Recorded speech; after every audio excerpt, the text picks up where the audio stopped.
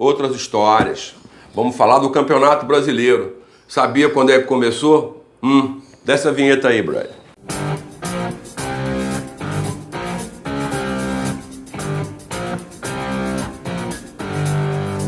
Aqui estamos. Inscreva-se. Dê o seu like logo, que eu sei que você vai gostar. Compartilha logo com os amigos para ter assunto.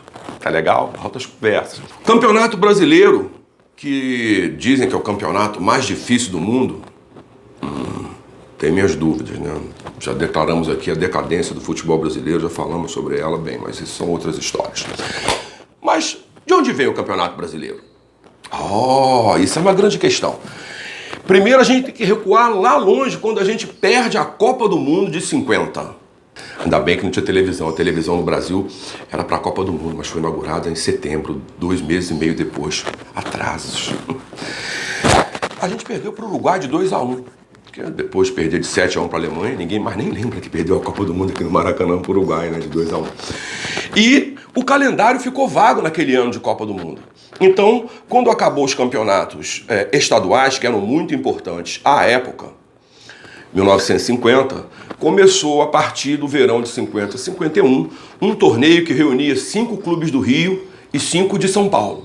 O torneio chamava-se Roberto Gomes Pedrosa, um goleiro da antiga seleção brasileira dos anos 30, deu nome ao torneio, Roberto Gomes Pedrosa. E esse torneio chamava-se comumente de Torneio Rio-São Paulo.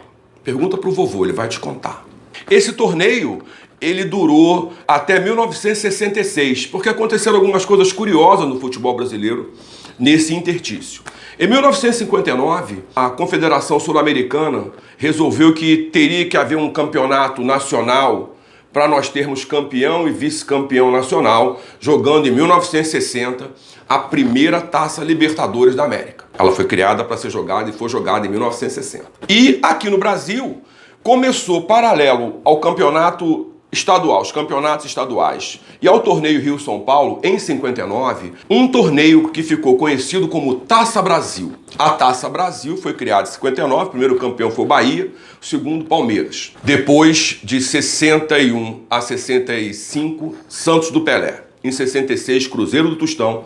67, Palmeiras de Ademir da Guia. 68, Botafogo de Gerson. Até aí, campeão e vice da Taça Brasil eram convidados a jogar a Libertadores da América, que naquela época não era essa confusão que tem agora, com 8 times não sei da onde, 12 não sei da onde.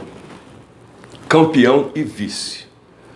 Lembra muito o modelo atual da Champions League. Campeões e vice. Muito bem. O que aconteceu foi que em 67 foi criado um torneio diferente do Rio-São Paulo. Porque em 66 o Rio-São Paulo, por falta de datas, foi ano da Copa do Mundo na Inglaterra, o torneio Rio-São Paulo terminou com 4 campeões. Já tinha visto isso antes? Só no Brasil, né?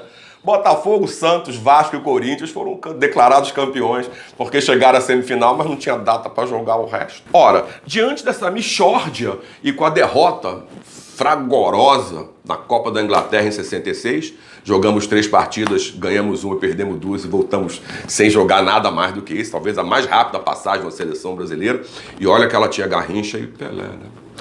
Mas, em 67, a CBF apresentou uma novidade. Ia ter a Taça Brasil, mas o campeonato Roberto Gomes Pedrosa, o antigo Rio-São Paulo, ia mudar de nome. Ele ganhou o apelido de Robertão.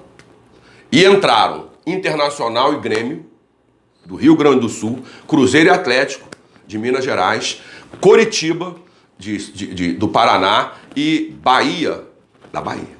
Não me diga! E esse torneio virou Robertão porque tudo depois de 65, quando foi inaugurado o estádio Magalhães Pinto, em Belo Horizonte, que o primeiro estádio a ser chamado com o apelido de Mineirão, depois do Mineirão, tudo ficou Itaqueirão, né?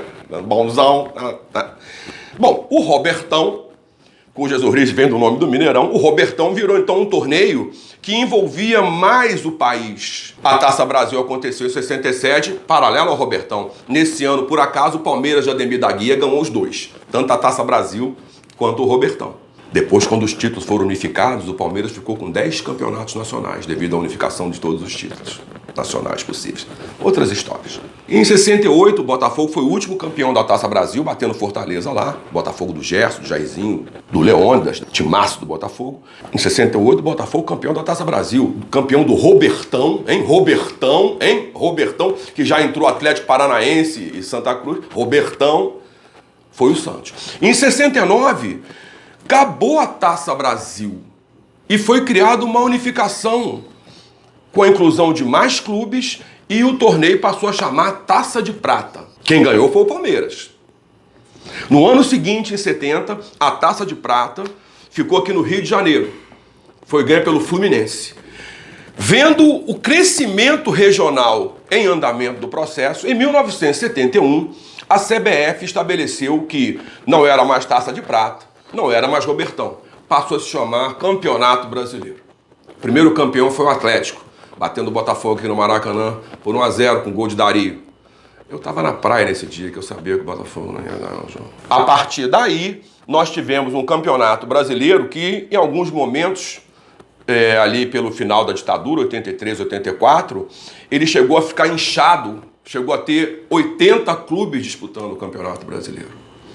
Então, para diminuir esse inchaço, porque onde a arena vai mal, um time no Nacional. Onde a arena vai bem, um time no Nacional também. Então, a arena era o partido do governo, era um almirante que dirigia a CBF nos anos 80, o almirante Heleno Nunes, e o campeonato inchou, ficou enorme, enfim.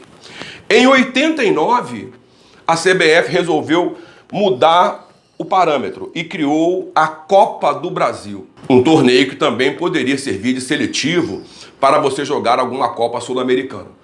A Copa do Brasil hoje é um torneio importante. Mas em 89, quando começou, os clubes não davam muita importância a ela.